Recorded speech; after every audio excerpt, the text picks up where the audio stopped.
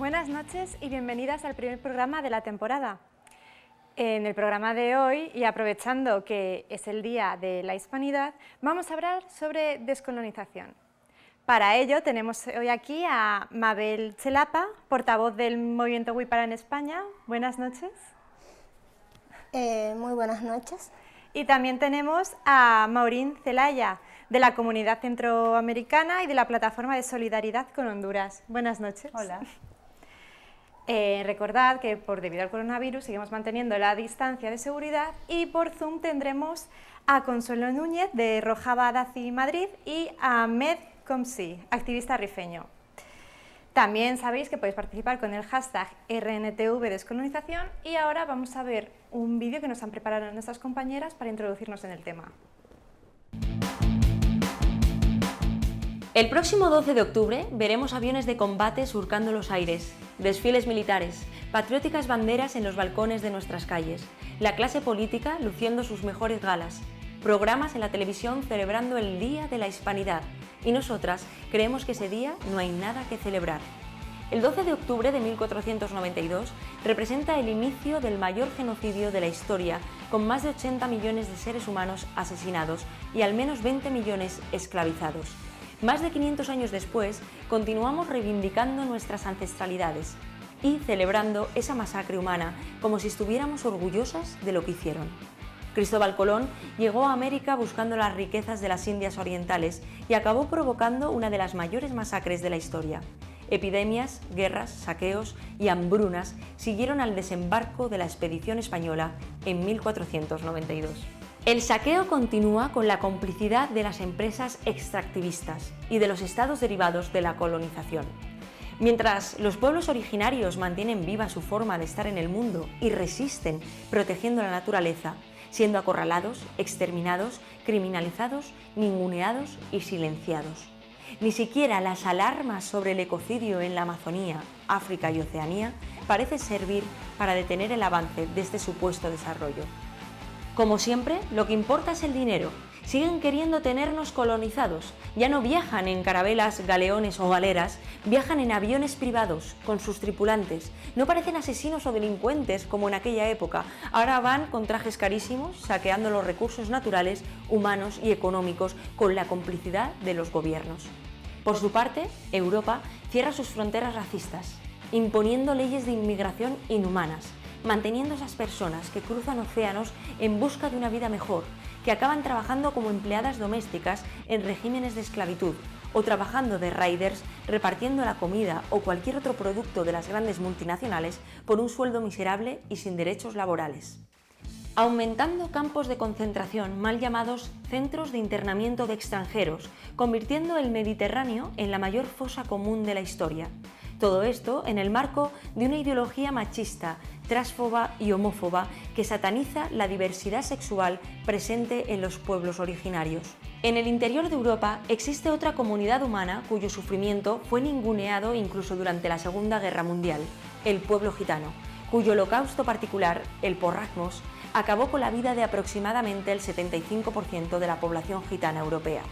Sabemos que no valemos nada para el capitalismo, que ciudades, países, civilizaciones enteras han caído según los intereses del capital. Algunos, tristemente muchos, se aferran a las jerarquías raciales o de género que el propio capitalismo colonial situó en los cimientos de su acumulación. Muchas gracias, compañeras. Mabel y Maurín, ¿qué os parece que en España se celebre con tanto fervor el Día de la Hispanidad? ¿Qué representó para vosotras este mismo día hace 500 años? Bueno, primeramente me parece lamentable que España no se haga responsable de la verdadera historia que significó para los pueblos de la Via Yala el 12 de octubre de 1492 y además el Día de la Hispanidad es una falacia inventada por la colonialidad, ¿no?, para disfrazar un genocidio y convertirlo a la altura de un hecho heroico de libertad a unos pueblos salvajes.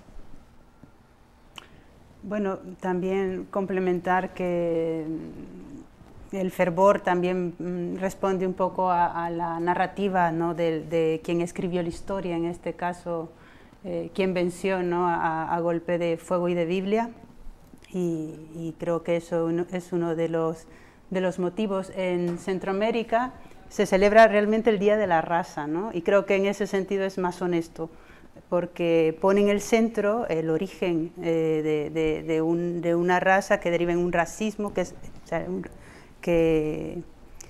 además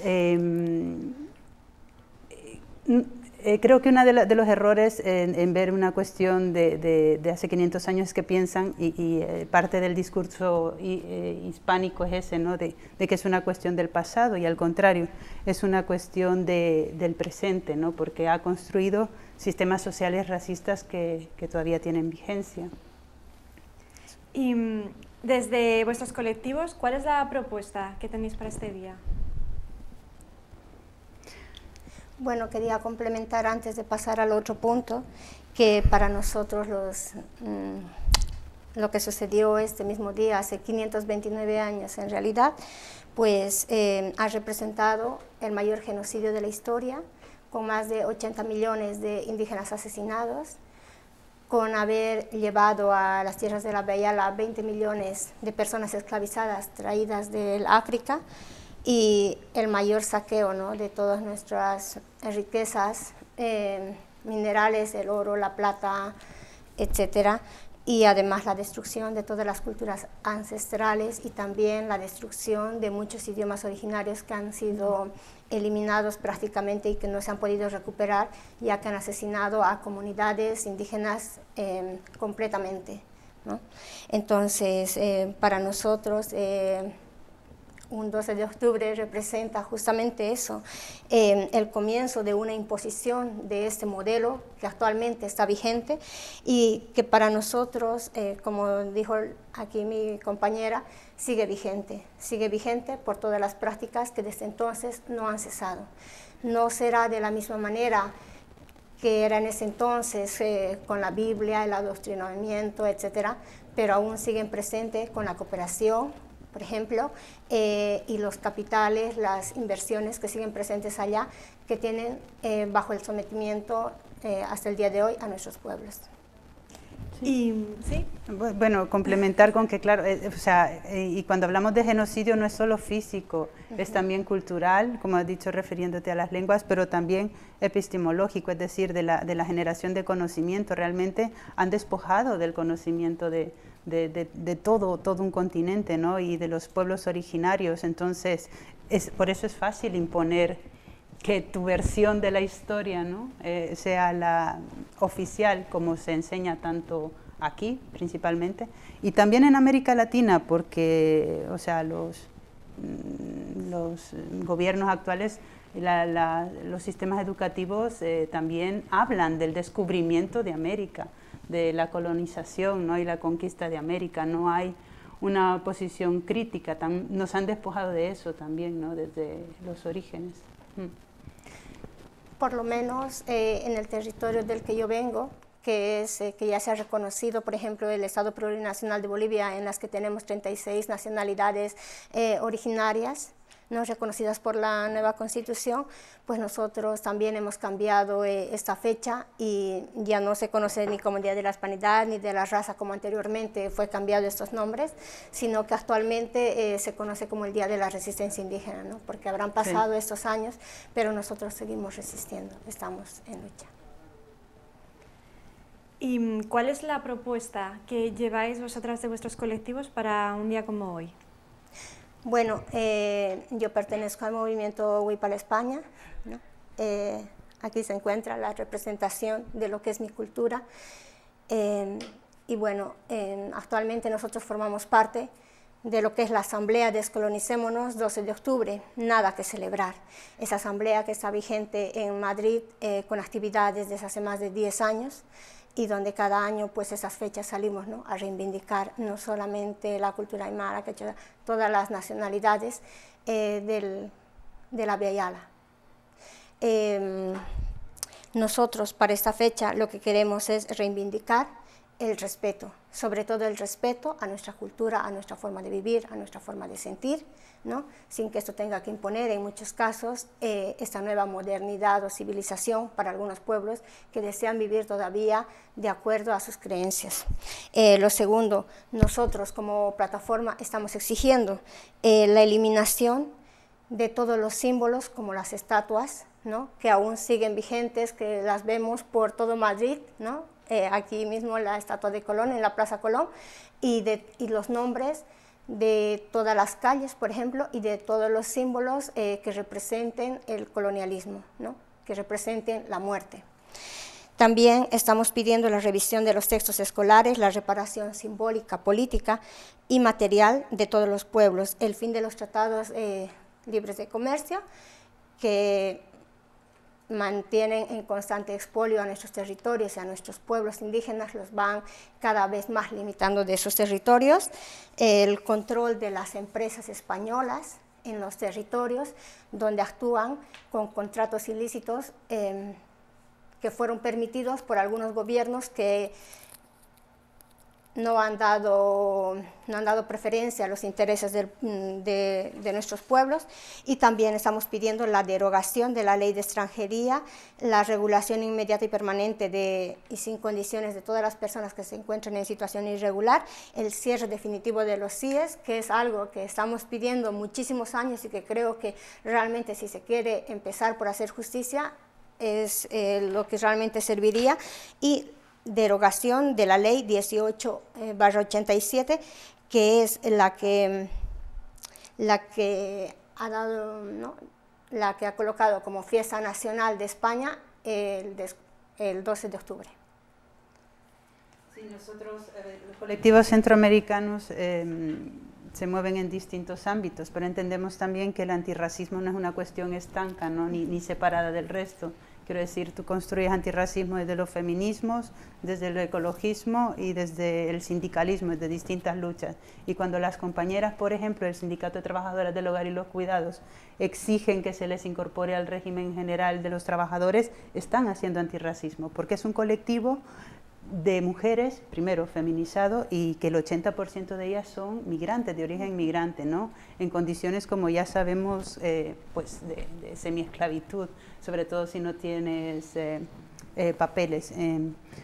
Pues eso es hacer antirracismo. Cuando gritamos también en las calles por el cierre de los CIES, es hacer antirracismo también. Cuando desde los internacionalismos y las luchas internacionalistas con nuestros países de origen decimos o mostramos indignación porque se reciba a Juan Orlando Hernández, el presidente de Honduras, que reciba viene con una visita en el Estado español, o a Iván Duque de Colombia y se recibe con honores de Estado, nosotros por supuesto que denunciamos, porque son criminales en nuestros países, y si allá pasara algo parecido sería inadmisible. Luchar en contra de las injusticias también es hacer antirracismo, porque si aquí no puedes tomar por bueno una acción para tu sociedad, tampoco puedes desearla para otras que también están luchando por su propia emancipación. Y desde ahí esa es nuestra propuesta. El antirracismo no es una cuestión estanca ni separada del resto de luchas. ¿Y cuál os gustaría que fuera la implicación de las ciudadanas españolas? Pues yo creo que un poco lo que estamos hablando, ¿no?, el cuestionar que el racismo no se trata de una cuestión de estereotipos o prejuicios o del ámbito individual, sino más bien estructural, ¿no? Yo creo que aquí todavía hay una idea muy generalizada de que el racismo pues tiene ese sinónimo, ¿no?, yo tengo un amigo negro, una amiga negra, ¿no?, un poco así. Yo creo que cuestionar el privilegio que implica ese sistema, ¿no?, que es inherente al capitalismo, por otra parte, pues debería ser parte también de lo que se exige al resto de quienes quieren ser aliados de una lucha antirracista verdadera, ¿no? Para salir de esa ignorancia que también el mismo sistema te impone, queriendo llevarte a que creas que el racismo es una cuestión de la actitud personal e individual, y por tanto escondiendo que se trate de un sistema, una estructura compleja, ¿no? Y por eso es que hablamos de racismo estructural y hablamos de racismo institucional, que, bueno, que eso ya podemos entrar en el tema, pero que es una cuestión que está sobre la mesa y no se habla de ella. También creo, como ya había mencionado anteriormente, cuáles son nuestras demandas como colectivo migrante. Creo que lo que quisiéramos del resto de la población es la implicación y el apoyo para que esto se pueda aprobar. Por ejemplo, lo que mencionaba, la derogación de la ley 1887, que es que se anule como día de fiesta nacional.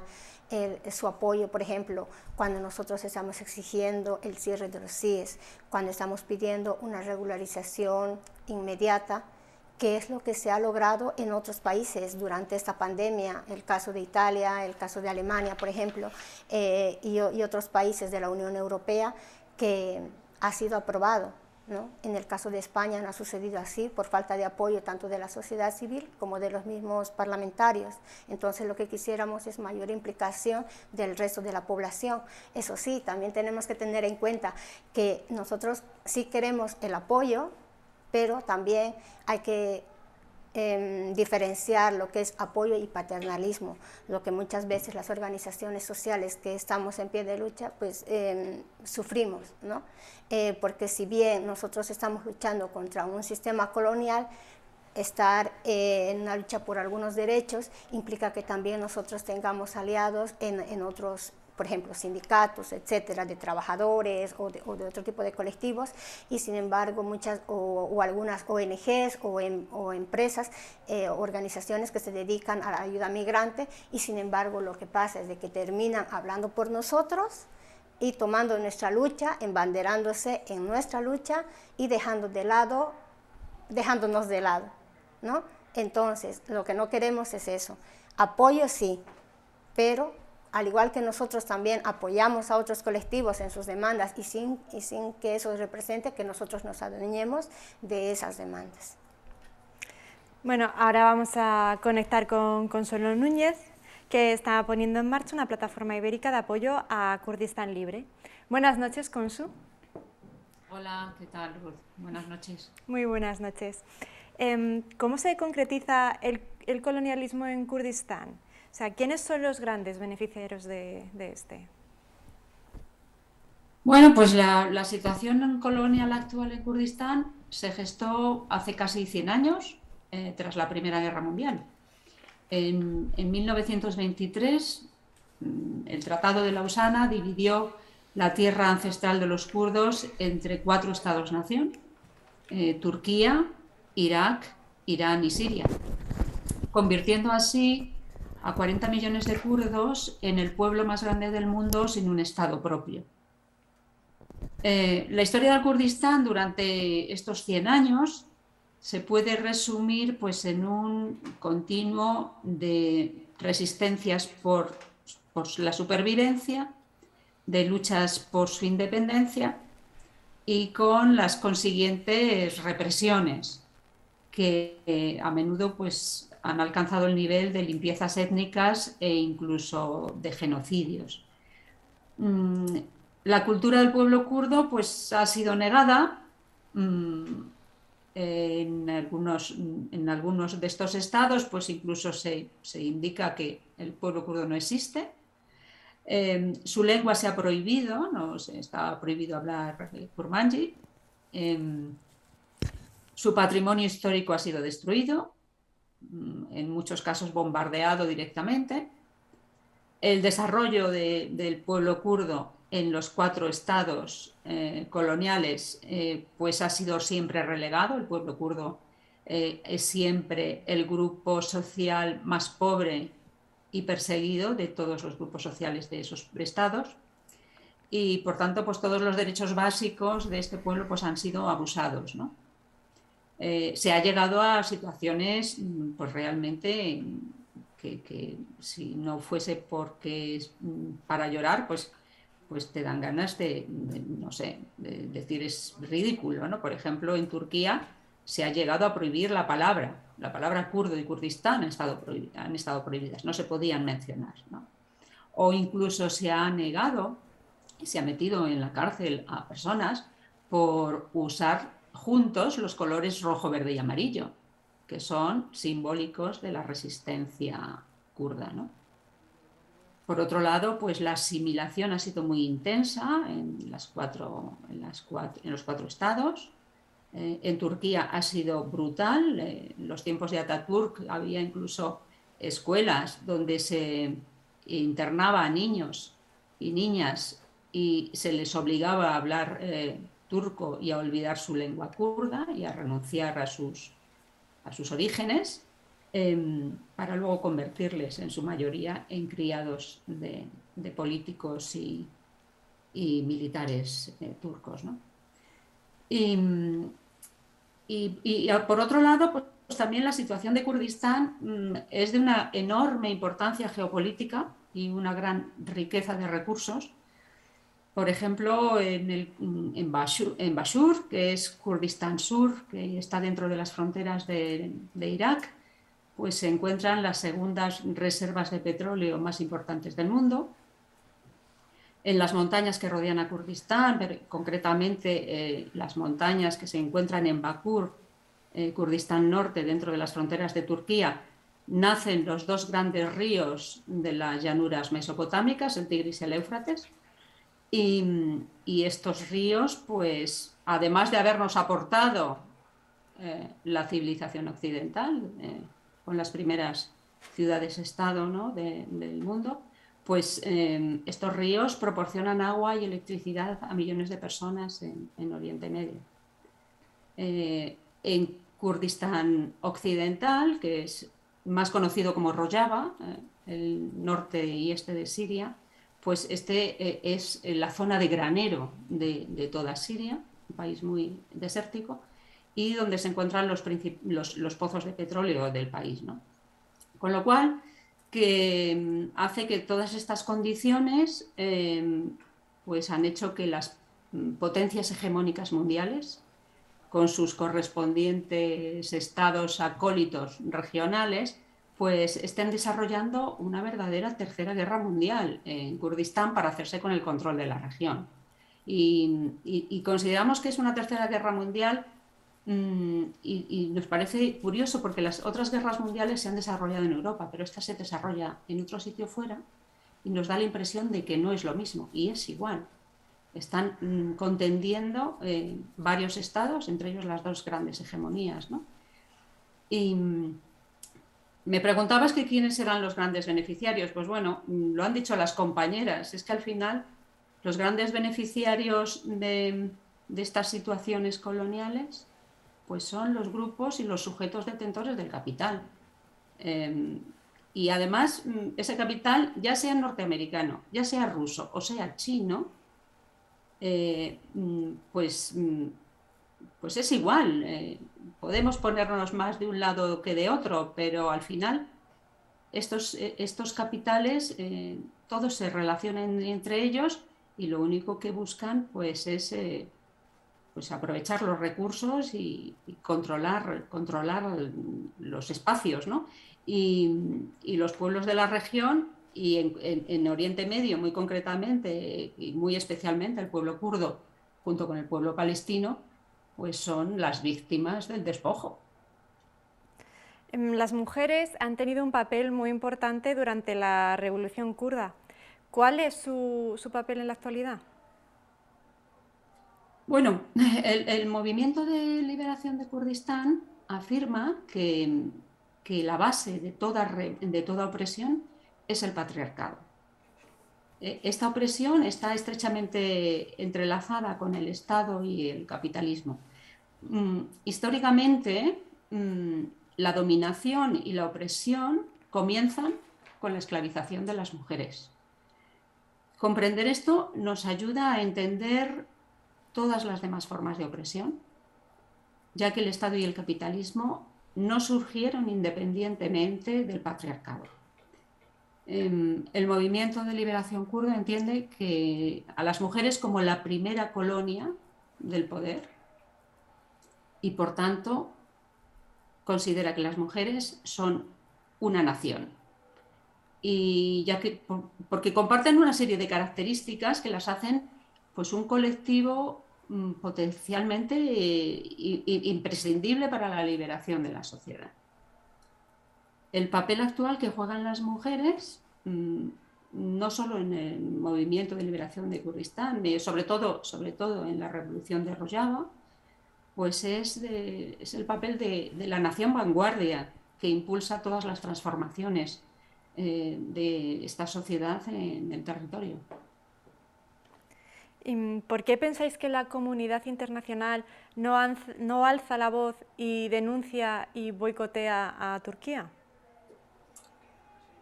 Bueno, pues Turquía es que está reteniendo en sus fronteras a 4 millones de refugiados cuyo destino deseado es Europa. Y entonces, pues por esto la Unión Europea está entregando miles de millones de euros a Turquía, que por cierto, Ruth, los estás pagando tú, los estoy pagando yo y los están pagando todas las personas que están en el plató y que están escuchando el programa. Los estamos pagando con nuestros impuestos. Y la Unión Europea pues lo único que quiere es que Turquía siga reteniendo a esos refugiados dentro de sus fronteras. No les importa cómo esté la situación en la que estén ni nada, porque así, bueno, pues evita que esa riada de personas necesitadas que vengan aquí, ¿no? Por tanto, Turquía lo que está haciendo es un chantaje a la Unión Europea con la avenencia total de las instituciones y de los políticos europeos. Y por eso la Unión Europea pues contemporiza con el aumento del autoritarismo de Erdogan, con la represión salvaje en Turquía, con las diferentes invasiones de fronteras internacionales, como son las 3 invasiones que ha sufrido Siria por parte de Turquía, la invasión actual que hay en el norte de Irak, que se está silenciando absolutamente, no se está diciendo nada en los medios de comunicación, y bueno, y se está contendiendo incluso pues que Turquía apoye a grupos yihadistas extremos que están masacrando y violentando a la población del norte de Siria, como lo ha estado haciendo apoyando al Estado Islámico, y aquí nadie se ha despeinado, y es a causa de este chantaje, ¿no? Y luego, por otro lado, también Turquía, no podemos olvidar, es miembro de la OTAN y tiene el segundo ejército más grande de la Alianza Atlántica, tras los Estados Unidos, y tiene una posición privilegiada geoestratégicamente porque es el puente entre Asia y Europa. Pero sobre todo, controla los pasos del Mar Negro, y esto hace que sea un punto imprescindible para la salida del gas ruso al Mediterráneo. Por tanto, esto le ha servido al presidente Erdogan pues para llegar a acuerdos con Rusia, siendo miembro de la Alianza Atlántica, como decíamos, pues para construir el gasoducto Turk Stream, o para comprar sistemas de defensa como los S-400 a Rusia, algo que está absolutamente prohibido un miembro de la OTAN, ¿no? Hace escasamente una semana, pues el presidente turco ha anunciado que va a aumentar las compras a Rusia, incluso va a construir un avión va a apoyarse en Rusia para construir su propio avión de combate. Dentro de unos días vamos a tener aquí en Madrid, capital colonial donde las haya, una feria armamentística a primeros de noviembre, donde, pues entre otros mandatarios, vendrá el ministro de Defensa de Turquía a reunirse a visitar la feria, a reunirse con el gobierno español y a comprar material bélico a España. Bueno, pues la Unión Europea, igual que hace la Alianza Atlántica, pues se le llena la boca con que va a sancionar a Turquía si sigue por ese camino de apoyarse en Rusia y de comprar armamento a Rusia, pero al final contiende y se calla porque Turquía es un gran mercado para los constructores de armas occidentales y porque no quieren que Turquía se caiga en la balanza rusa, ¿no? Pues, Así que al final, pues todos estos chantajes es un juego político de equilibrios pues, inestables, de intereses económicos, en el que siempre pues, pierden los mismos. Siempre pierde el pueblo turco, el pueblo kurdo, los refugiados y, en última instancia, pues los pueblos de Europa. pues muchas gracias, Consu, por estar con nosotras esta noche y por contarnos todo lo que está pasando en Kurdistán. ¿Alguna del plato le gustaría añadir algo o preguntar algo a Consu? Se ha quedado todo claro. Bueno, que quizás por vincular, ¿no? Que claro, esa negación que hacen del colonialismo, de la existencia y los derechos del pueblo kurdo también se refleja en el resto de pueblos donde el imperialismo pues también ha destrozado todas las formas de vidas anteriores, ¿no? Pero y que se sigue reflejando en los mismos chantajes e intereses económicos ahora pues a través de empresas, ¿no? Como lo ponían también en el vídeo inicial. Pues muchas gracias, Consu, otra vez por estar con nosotras esta noche. A ver si dentro de poco podemos vernos ya aquí todas en el plató. Eso espero, eso espero. Muchas gracias a vosotros. Bueno, nuestras compañeras han preparado también una entrevista con Jorge Moas, activista social. Un proceso de descolonización realmente comienza cuando se independizan las colonias de la metrópoli, pero este proceso continúa. ¿Cuándo empezó la independencia o las luchas por la independencia o guerras civiles también se llamaban en la actual América Latina? Pues comenzaron en los 30 primeros años del siglo XIX. Comienzan desde las Cortes de Cádiz, que había representantes de las colonias en las Cortes, y también durante el reinado de Fernando VII. Por ejemplo, la lucha por la independencia de Argentina, Chile y Perú la llevaron generales como gente, como soldados, con gente de pueblos originarios, pero la llevaban criollos, es decir, hijos de españoles nacidos en las colonias.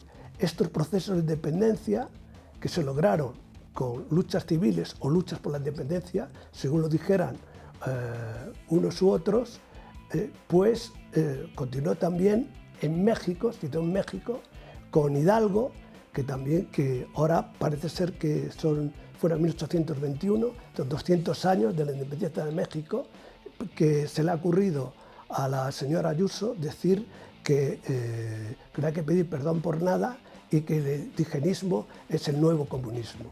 Los pueblos originarios o descendientes de pueblos originarios no han tenido el poder en América Latina hasta hace muy poco, con Evo Morales y también con campesinos como Pedro Castillo en Perú. Pero constantemente el poder lo han detentado los criollos y los descendientes de los españoles nacidos en América Latina, en las colonias. Pero este proceso de independencia no se quedó aquí, sino que hubo varias guerras por conquistar territorios y recursos entre las repúblicas nacientes y también en Brasil, que al principio fue una monarquía y que un hijo de Pedro IV de Portugal, que se tuvo que exiliar en Brasil, desde el Imperio de Brasil, se llamó Pedro I, una monarquía, y luego se constituyó en una república. Hubo varias guerras por territorios y recursos, como estaba diciendo. La primera, la Triple Alianza, una guerra que enfrentó a Paraguay contra Uruguay, Brasil y Argentina, por el sistema de la Triple Alianza, que era por la hegemonía del Río de la Plata. En el año 1879 hubo un enfrentamiento entre Chile por un lado y Bolivia y Perú por otro, por los recursos del desierto de Atacama, que ganó Chile, y desde entonces Bolivia no ha tenido salida al mar, a pesar de que tiene marina, pero no tiene salida al mar desde esa guerra. Otra fue la Guerra del Chaco, que fue en 1933, que enfrentó a Paraguay con Bolivia también por el Gran Chaco, que se decía que tenía petróleo, y detrás todo esto había otras potencias como es el Imperio Británico y también Estados Unidos. Ahora mismo están las multinacionales, tanto españolas como de otros países europeos y norteamericanas, controlando los recursos en América Latina. El Observatorio de Multinacionales de América Latina, OMAL, tiene un montón de ejemplos sobre este tipo de control de los recursos y de proyectos que están destruyendo zonas enteras de América Latina y también que están dejando a la población sin sus recursos.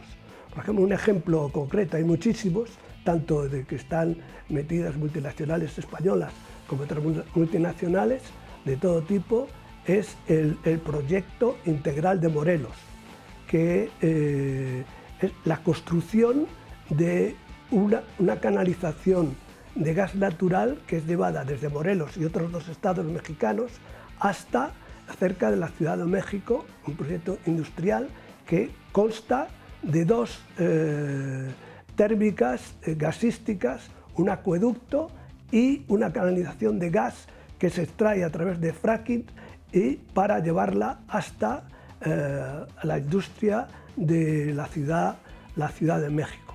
Pero ha atravesado a lo largo de 175 kilómetros y con un ancho de 27 metros pueblos campesinos e indígenas que vivían de la zona agroforestal por la que pasa la canalización. Líderes de este movimiento de 80 comunidades, tanto campesinas como indígenas, han estado en España el 4 de marzo de 2020 para denunciar la situación de este proyecto en el que participan empresas españolas como Electronor, Abengoa y Enagas. Pues muchas gracias, Jorge, por tu tiempo. Maurín y Mabel, muchas personas, entre ellas representantes del gobierno que han estado de gira por Estados Unidos, piensan que los españoles os llevamos la civilización a vosotros y que por eso no debemos pedir perdón. ¿Cómo valoráis esta afirmación? Bueno, me gustaría empezar. Bueno, se ha demostrado, ¿no? Por numerosos estudios antropológicos realizados por científicos de todas partes del mundo, de los 5 continentes que han venido, por ejemplo, a los territorios de la Via Yala, que eso no es cierto, ¿no? Nada más lejos de la realidad, puesto que nuestras culturas son anteriores antes de Cristo, o sea, son culturas milenarias como la maya, quechua, aymara, isma, guaraní, o sea, y muchísimas otras culturas que, como dije anteriormente, pues fueron aniquiladas por completo, de las cuales no se ha podido rescatar ni su idioma, ni nada. Bueno, nosotros teníamos los conocimientos y la sabiduría, conocimientos de ingeniería avanzada, lo cual demuestra cómo teníamos una agricultura, ¿no?, totalmente consolidada, los pisos agrícolas que nosotros llamamos, por ejemplo, las terrazas, ¿no?, para de tal manera ser eficientes a la hora de tener la agricultura. También un servicio de caminos que funcionaba perfectamente, un canal de comunicación que funcionaba a través de los chasquis, un comercio justo por el cual nosotros podíamos realizar el trueque de los productos a nivel de todo el imperio, por ejemplo. también teníamos lo que era la escritura, el correo, un sistema avanzado, por ejemplo, de las matemáticas, como está demostrado por lo poco que se ha podido encontrar, que no se haya destruido, por ejemplo, los quipus, que muchísimos doctores, por ejemplo, en matemáticas, etcétera, han venido a estudiarlo y que son comparables a lo que hoy en día es la base de toda la tecnología, que es el sistema binario. Entonces, conocimientos había. También tenemos que recordar que nosotros teníamos los conocimientos sobre arquitectura y astronomía, los cuales están demostrados por diferentes templos o construcciones que se realizaban con una alineación perfecta, ¿no?, que hasta el día de hoy subsisten y que prácticamente, por ejemplo, en el territorio, como parte de mi cultura, pues nosotros creemos de que eran, por ejemplo, portales energéticos, de energía energéticos que nos transportaban a otras dimensiones, ¿no? Entonces, el conocimiento sobre el cielo, sobre los planetas, sobre el clima, sobre los eclipses, sobre el tiempo de las cosechas, el calendario solar, etcétera, creo que demuestran que por demás que había conocimientos, ¿no? Y sobre todo también había un sistema jurídico, no habrá sido un compilatorio de leyes como actualmente existen y que muchas veces ni siquiera se cumplen, pero nosotros teníamos leyes fundamentales básicas en las que basábamos nuestra vida. Por ejemplo, como parte de mi cultura es el Amasuama que llama Yuya, no seas ladrón, no seas mentiroso y no robes.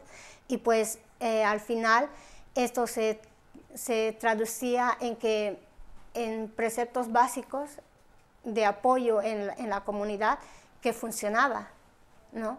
Entonces, y también nosotros como parte de filosofía de vida, ya que si queremos hablar de eso, pues para nosotros era el summa causa, el summa camaña, por lo cual nos solíamos guiar, y también existía lo que era la sabiduría y el respeto sobre todo a la Pachamama, ¿no? Una conexión espiritual tanto con los seres vivientes y no vivientes, y de esa manera pues vivíamos en armonía, ¿no? Cosa que hoy nos está faltando. Estamos viendo, por ejemplo, el volcán, estamos viendo los sismos, estamos viendo los terremotos, todos estos cambios que existen a lo largo del planeta, que es justamente por no vivir en armonía, respetando, ¿no?, entre todos los seres, y pues esto está ocasionando que nuestra sociedad vaya en declive. Morín. Bueno, si me preguntas una valoración sobre ese tipo de afirmaciones, ¿no?, como las de Aznar o la de Toni Cantó, es que yo creo que no hay otro adjetivo que supremacistas, son afirmaciones supremacistas, es así, ¿no?, y que reflejan esa amnesia colonial que se alimenta de la ignorancia blanca que me he referido antes, ¿no? Pero tampoco es una ignorancia, más bien, es una ignorancia pretendida, o sea, no es una ignorancia que te la quitas leyendo y tal, sino que es una cuestión conscientemente adquirida y conscientemente mantenida, ¿no? Para también alimentar esa construcción ideológica del imperio español, de la españolidad, de la hispanidad, ¿no? Esa historia colonial y todos estos complejos coloniales necesarios para mantener cierto status quo, gobierne quien gobierne, pero es verdad de que cuestiones como lo de la España grande y todo esto, ¿no? Pues se jalea más desde la derecha y la extrema derecha, ¿no? que necesitan de estas cuestiones para seguir manteniendo, como digo, pues estos complejos coloniales que les permitan acuñar su proyecto político, ¿no? Entonces, claro que cuando decimos, claro que hay racismo, claro que hay supremacismo en este tipo de afirmaciones, las hay y son muy graves. En una sociedad que sea consciente de que el racismo es una cuestión estructural, no tendrían ningún tipo de cabida, ninguno, te lo aseguro. Y el peligro de esto es que además, aparte de eso, que ya es bastante grave, niega que el colonialismo sea ajeno a la historia y a la construcción de lo que ahora vemos en nuestros países, ¿no?, y en nuestros pueblos, y a lo que está pasando. Es una cuestión de actualidad, en ese sentido no tiene nada que ver que sea una cosa, no es una herida del pasado que esté cerrada, sigue sangrando, de otra manera, pero sigue sangrando. Y la siguen jaleando a través de este tipo de planteamientos supremacistas en torno a la negación de la historia y a la negación de los pueblos originarios que destruyeron. Mabel, tú provienes de la comunidad indígena. ¿Cuál es la cara actual del colonialismo allí? Bueno, el colonialismo, como dijimos, para nosotros nunca ha terminado, ¿no? Porque si bien cuando se dieron los procesos libertarios, por así decirlo, al final quienes se quedaron con el poder pues fueron los descendientes, lo que llamaban los mestizos, ¿no? Que en ese momento eran hijos de españoles que habían nacido en el territorio ya de la Via Yala y que no contaban con los mismos privilegios que los que habían nacido en esta parte de Europa, pues ellos quedaron en el poder y pues estuvieron ocupando parte, ¿no? del poder de los gobiernos y eso ha desembocado en que ellos han creado lo que es el sistema educativo, el sistema judicial, etcétera, en base, como una copia de lo que era de Francia y de España prácticamente, por lo cual eso hasta el día de hoy se sigue manteniendo, ¿no? El sistema educativo, por ejemplo, está basado en los libros de las editoriales españolas. Desde la escuela hasta que tú sales bachiller, llevas todos los libros de todas las materias de Editorial Don Bosco, Santillana, donde nuevamente se va reforzando eso, ¿no? La idea de lo que decía mi compañera, de quién ha escrito la historia y la historia cómo nos la están contando y la que estamos reproduciendo. También tenemos que tener en cuenta de que por lo menos en mi región, en mi comunidad, en mi país, quienes son mayores accionistas tanto de medios de comunicación, editoriales, prensa, empresas estratégicas, etcétera, son de capital español, por ejemplo, los cuales dan lineamiento tanto de los medios de comunicación, qué cosa sale, qué cosa no, la prensa de qué manera va dirigida. En la misma televisión, los programas de televisión española son vistos como parte de la programación diaria.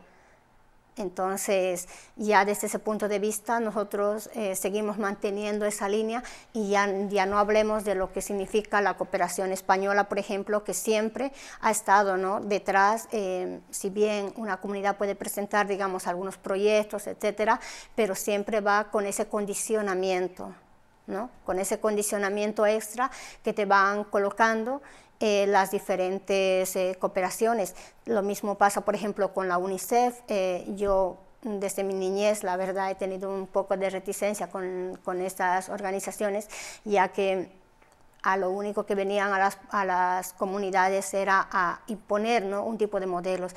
Queremos que tengan baños, hacemos letrinas, se gastaban dineros, inflaban precios, etcétera, y al final, pues, lo que ha representado para nosotros no es de que realmente haya un progreso, sino una continuidad de otro tipo de sometimiento, de que ellos hagan lo que creían que nosotros necesitábamos, y eso se sigue manteniendo.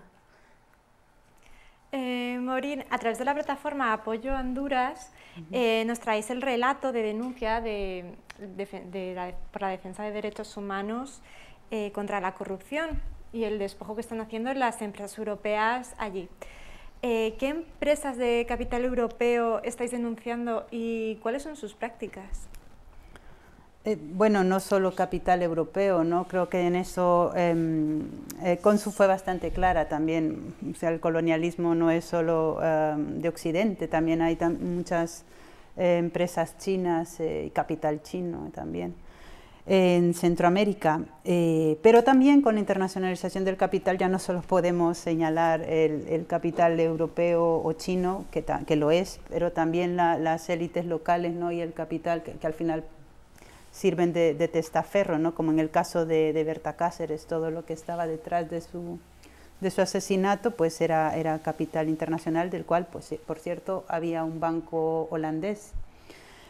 cada vez está más cerrada este tipo de información para nosotras, ¿no? Para quienes hacemos internacionalismo, pero también para las organizaciones que están en resistencia en los pueblos de Centroamérica, porque es complicado saber hasta dónde está realmente el capital, ¿no? Y con todas las empresas offshore y tal.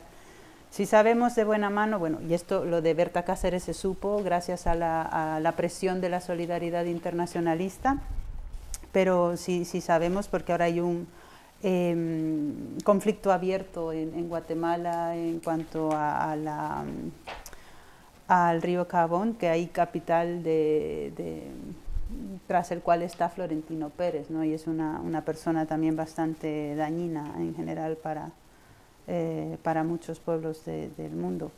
Y en ese sentido, pues Centroamérica está siendo como una especie de laboratorio neoliberal para la región continental, porque se están probando todas estas cuestiones, como digo, de alianzas entre el capital de las élites locales con las transnacionales, y están dando lugar a experimentos como las sedes, que son las zonas económicas de desarrollo.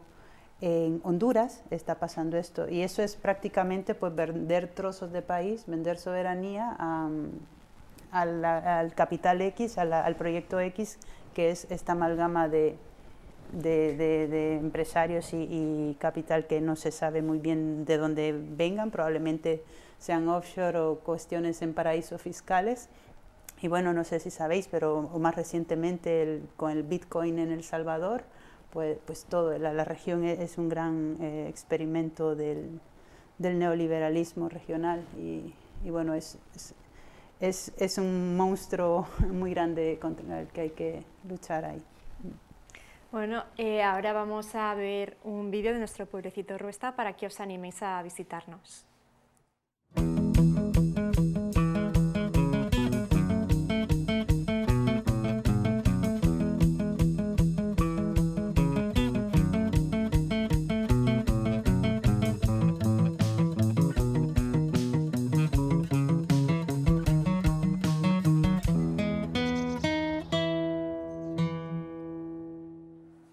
Conectamos ahora con Ahmed Komsi, activista rifeño. Buenas noches, Ahmed, y muchas gracias por estar esta noche con nosotras. Hola, buenas noches y gracias por la invitación. Del colonialismo español se pasó al marroquí en el Rif. ¿Qué similitudes veis con la celebración del 12 de octubre? Bueno, más que similitud, diría yo, una continuación de lo que fue el colonialismo español en América, porque una vez que España haya perdido las últimas colonias, Cuba y Filipinas, tuvo que girar su mira hacia el norte de África, porque evidentemente se acababan los recursos en América, ya no tenía acceso a esos recursos y tenía que buscar otros. Y entonces lo más próximo que tenía era el continente africano, y en este caso las costas mediterráneas, donde se encuentra en este caso pues el Rif y Marruecos. Marruecos firmó un tratado de protectorado debilitado después de la Primera Guerra de Marruecos en 1860 contra España, y que en este caso pues debilitado tuvo que solicitar protección ante las revueltas, tanto en la zona del Rif, la zona del Atlas o la zona del sur.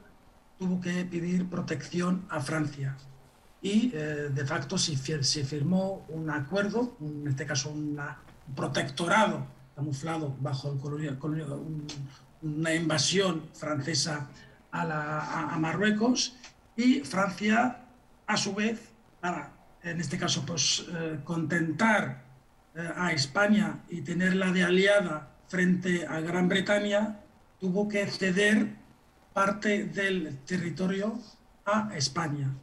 Por eso muchas veces se habla de que España firmó un pacto de protectorado con Marruecos, y no es cierto.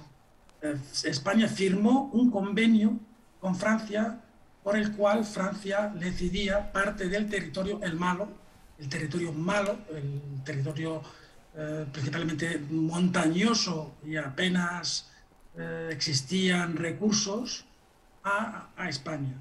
Y España empezó, aunque el tratado se firmó en 1912, hasta 1926 no empezó la colonización oficial en el territorio del Rif, y eso debido a la resistencia que hubo desde el principio. Primero el Barranco del Lobo, conocido aquí, que fue el principal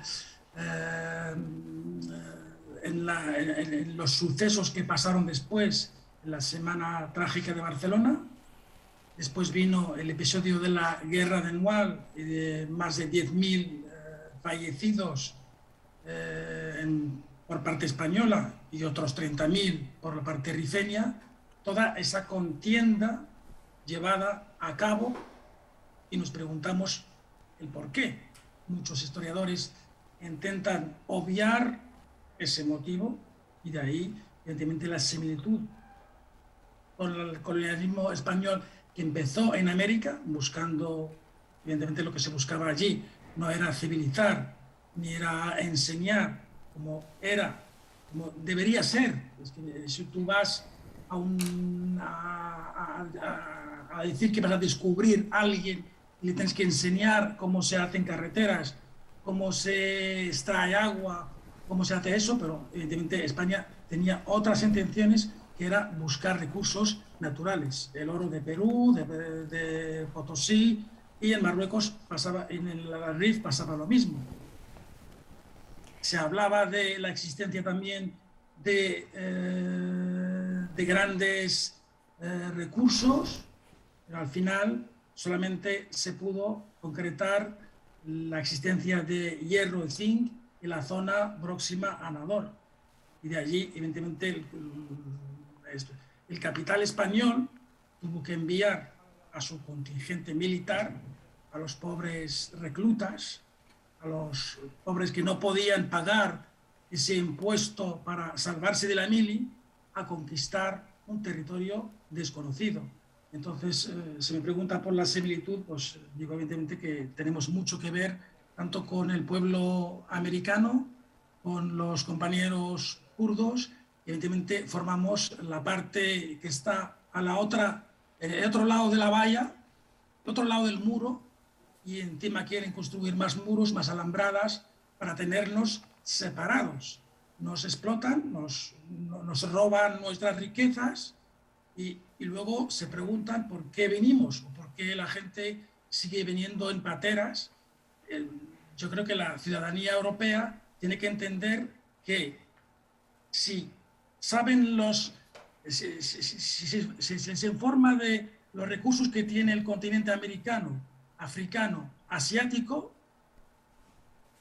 no deberían preguntarse por qué la gente emigra. La gente emigra porque, evidentemente, si tú vienes y me saqueas todo lo que tengo y ni me civilizas, ni me enseñas a hacer nada, entonces no se pregunte por qué yo me tengo que ir, me tengo que coger la patera, me tengo que subir a una alambrada y saltar, porque evidentemente el hombre necesita buscarse la vida, y ha sido así desde el principio de la historia. La gente de por sí es nómada, la gente se ha ido siempre buscando sitios donde buscar establecerse para buscarse la vida. ¿Y cuáles son las reivindicaciones del Irak en el Rif? Pues el Irak fue consecuencia directa de un asesinato brutal el 28 de octubre del 2016, cuando un chico joven que se dedicaba a la venta de pescado intentó, al ser requisada su mercancía, intentó recuperarla del camión de la basura. Y al intentar, en este caso, pues acceder al camión de la basura, la trituradora de basura, los policías accionaron el mando y la aplastaron. Hubo una respuesta social en todo el territorio marroquí, especialmente en el Rif, y eso evidentemente llevaba al Rif a recordar otros episodios tristes, como por ejemplo justamente después de la independencia, en 1958, a finales del 58, principios del 59, hubo una masacre, casi más de 3.000 muertos a manos de las fuerzas marroquíes. Ahí ese recuerdo sigue en la mente de todos los rifeños y de hecho el líder que está ahora entre los barrotes del régimen marroquí, Nasser Sefsafi, en una de sus alusiones y que le costó 20 años de cárcel, aludió, hizo una comparación entre lo que era el colonialismo español y la llegada de las tropas marroquíes al territorio del Rif. Y supone que obtienes una independencia, viene alguien con quien compartes la religión, compartes otras cosas, el idioma no, porque en el Rif se habla el rifeño y el amazigh, y en este caso llega, pero en vez de protegerte, lo que hace es machacarte y izar su bandera y decir que diga usted viva el rey, o si no, le meto en la cárcel 20 años. Las reivindicaciones eran, en principio, de carácter social. En ningún momento el Hirak se reivindicó la autodeterminación y la independencia del pueblo rifeño, aunque tenía bastantes razones para ello. Pero el Hirak en sí era un movimiento social que reivindicaba sobre todo que se dejara sin efecto el decreto por el cual la zona del Rif hasta la fecha sigue siendo una zona militar. Desde el 58 se firmó un decreto por el cual se considera a la zona del Rif zona militar, en que, por ejemplo, hace 4 años se prohibió una manifestación que se autorizó en todo Marruecos, menos el Rif, en la manifestación del 8 de marzo. Las mujeres fueron apaleadas y fueron disueltas de una manera brutal por la policía, por las fuerzas represivas marroquíes. Y las reivindicaciones eran, evidentemente, un hospital, por el tema del hospital, sobre todo para el tratamiento del cáncer, porque hay que recordar que la zona del Rif es una de las zonas más afectadas del cáncer, y eso se debe a las secuelas de la guerra del Rif, al desembarco de Alhucemas de 1926, donde se utilizaron armas químicas. La zona de Alhucemas es una de las zonas con más afectados de cáncer, y todos aquellos tienen, para recibir tratamiento, tienen que huir a Oujda a 300 kilómetros o incluso a la capital Rabat a otros 500 kilómetros, y por eso se solicitó desde un principio que se construyera una unidad especializada en el tratamiento del cáncer. Aparte de tener una universidad propia, los chicos y chicas de Alhucemas, por ejemplo, pues no tienen universidad, tienen que desplazarse a 200 a 250 kilómetros o a Tetuán o a Fez o a Oujda para seguir sus estudios universitarios. Apenas hay inversión. La gente del Rif vive del cultivo del cannabis en la zona de Ketama, vive de la pesca y vive de las remesas que llegan todos los meses de los más de 5 millones de rifeños que se encuentran en Europa. Alhucemas, Nador, 2 ciudades importantes en la zona del Rif, son la segunda y la tercera respectivamente en la obtención de divisas después de Casablanca. Casablanca es la capital económica, Nador viene en segunda posición y Alhucemas viene en tercera posición. Todo ese dinero no se traduce en inversiones en la zona del Rif. Por eso la gente salió a protestar. ¿Qué nos queda a los rifeños? ¿Qué nos queda? ¿Qué nos dais a cambio de todo el dinero que cogéis de nosotros? Nada. Entonces no tenemos más remedio que emigrar. Además, hay que recordar el tema de Ceuta y Melilla, 2 ciudades que reclama Marruecos, pero evidentemente están en territorio rifeño, y que son 2 enclaves que sirven para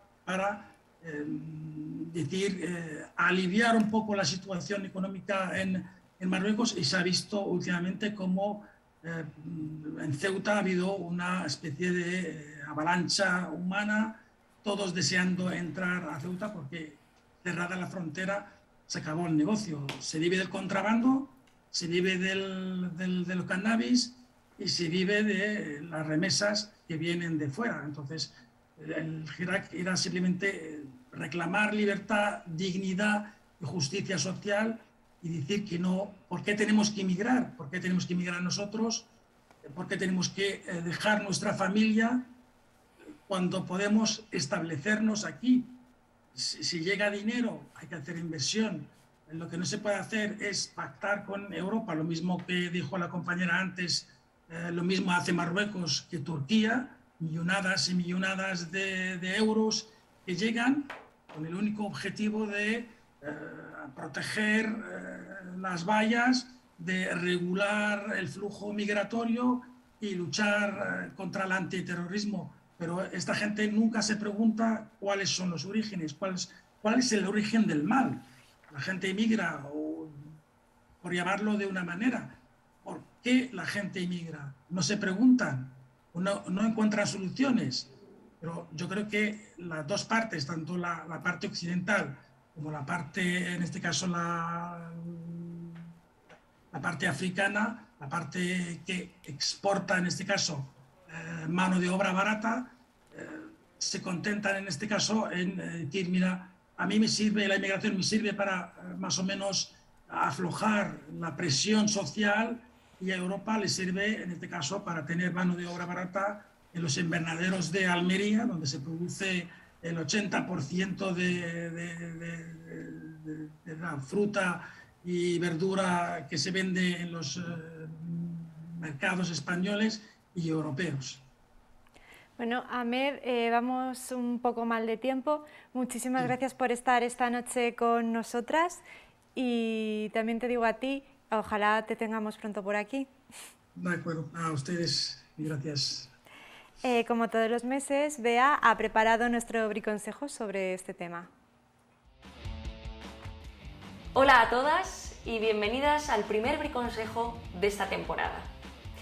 Cada 12 de octubre nos obligan a recordar y a celebrar el sufrimiento de los pueblos indígenas que hace 500 años fueron sometidos por la avaricia del Imperio Español. En nombre de un Estado y en el de una religión, la católica, miles de personas fueron asesinadas, obligadas a abrazar una fe que no era la suya, asumiendo una forma de vida, una lengua y una cultura desconocidas. Desde CGT, cada 12 de octubre, decimos que no tenemos nada que celebrar, que este día nos avergüenza, sintiéndonos cerca de todos aquellos pueblos que fueron aniquilados en nombre de una bandera y de una religión. Este año, nuevamente, volvemos a posicionarnos de la misma forma y volvemos a reivindicar la lucha y la resistencia de los pueblos indígenas, ejemplo de dignidad. Quienes conmemoran el 12 de octubre están dando su respaldo al inicio de uno de los mayores genocidios de la historia, que se saldó con más de 80 millones de seres humanos asesinados y al menos 20 millones de personas esclavizadas.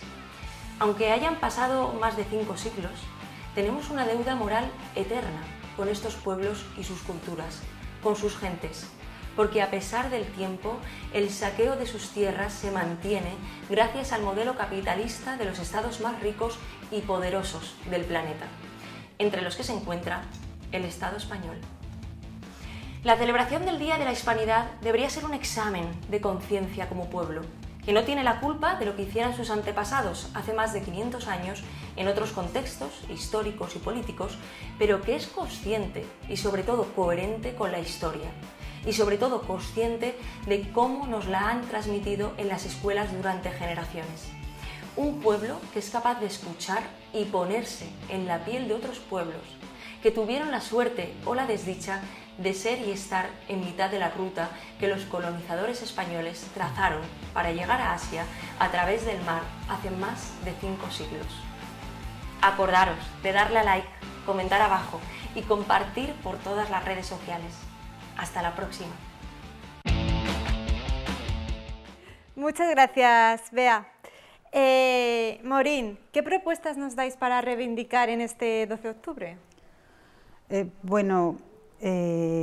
creo que un poco lo que se ha establecido hasta este momento, ¿no? Estaba hablando antes el compañero de que la población migrante también está sirviendo de moneda de intercambio en las fronteras frente a dos dictaduras, ¿no? En Marruecos y en Turquía, y que Europa ha pasado por ahí, y creo que España ahí tiene un papel importante siendo pues también un país fronterizo. Digo esto porque creo que es importante, más allá de reivindicar que no hay nada que celebrar más que el despojo y el genocidio, es importante reivindicar, y no solo el 12 de octubre, todas las luchas migrantes, todas las luchas también del pueblo gitano, es que no nos olvidemos, para no entrar ahí, pero las luchas migrantes también es la lucha por la derogación de la ley de extranjería, porque las compañeras del trabajo del hogar y los cuidados entren al régimen general. También es la lucha por el cierre de los CIES. También los derechos de la gente migrante que está trabajando en el campo andaluz y murciano, y también pues la gente en Ceuta o en Lesbos, quiero decir. Es parte del mismo proyecto donde quieren migrantes pero sin derechos, ¿no? Entonces, en ese sentido, hay que reivindicarlo, y no solo el 12 de octubre. Mabel, junto con las celebraciones del 12 de octubre se suma la normalización de los discursos racistas y xenófobos en Europa. ¿Cuál piensas que debería ser el tratamiento para la extrema derecha desde vuestros colectivos? Bueno, y de los nuestros también. Bueno, sí, la extrema derecha prácticamente no es el enaltecimiento del odio, de políticas de muerte, violación de derechos humanos, el no cumplimiento de normativas, de convenios internacionales, también desconocer los derechos, inclusive los derechos por los que tanto han estado luchando muchas personas anteriormente, el señalamiento de distintas comunidades, ¿no? Como es la migrante, también los de la comunidad LGTBI, etc. Entonces no olvidemos que como migrantes no somos el único frente al cual atacan, sino somos todas esas pequeñas pero grandes mayorías, ¿no? Que conformamos que no está establecido en su sistema, ¿no? Como es el hecho de ser blanco, tener privilegios,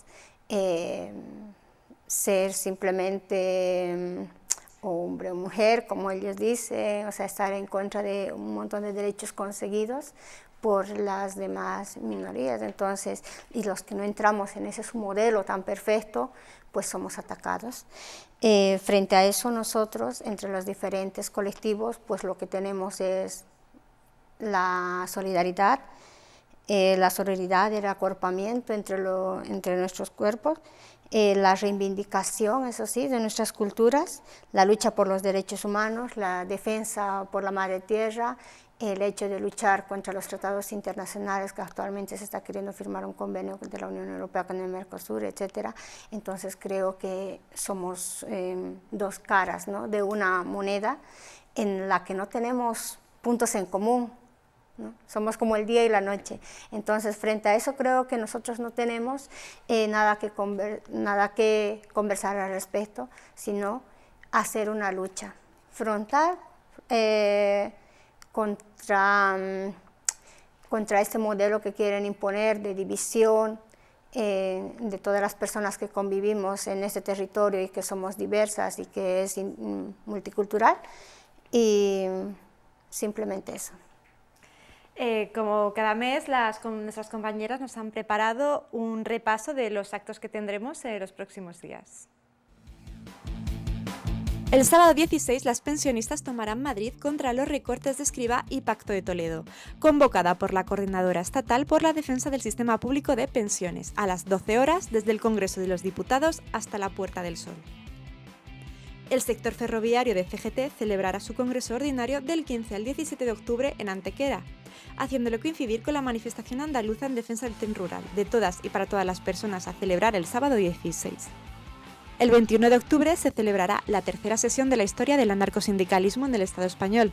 El anarcosindicalismo después de la transición, desde las 17 a las 19 horas por la plataforma Zoom. Más información en in/formación CGT. El programa de CGT en acción de Radio Clara, 104.4 FM Valencia, que se emite los miércoles, cambia su horario y empezará a las 17 horas. También podéis seguir el programa desde la web de Radio Clara.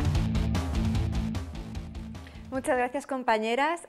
Antes de despedirnos, ¿os gustaría añadir algo más? Agradecer la invitación de esta noche y nada, que no hay nada que celebrar este 12 de octubre, ni ninguno. A mí me gustaría decir algunas palabras en mi idioma. Punchay chunkais kainio octubre mantan, manan ray minchig, yuyana chegapa cuerpunchig, pin tapushkanku, historiaga, chaninta rimay. Voy a traducirlo por si no lo han entendido. El 12 de octubre nos celebramos. La memoria y verdad están sembradas en nuestros cuerpos. Cuenta la verdad de la historia. Pues muchas gracias a las invitadas por venir y por conectarse a Zoom y sobre todo a vosotras que nos veis desde casa, que sin vosotros no sería posible. Recordad que el próximo martes tenemos Libre Pensamiento, el programa, y el martes 26 un nuevo programa de Rojo y Negro en Lucha. Nosotras nos volveremos a ver el 9 de noviembre. Salud y hasta la próxima.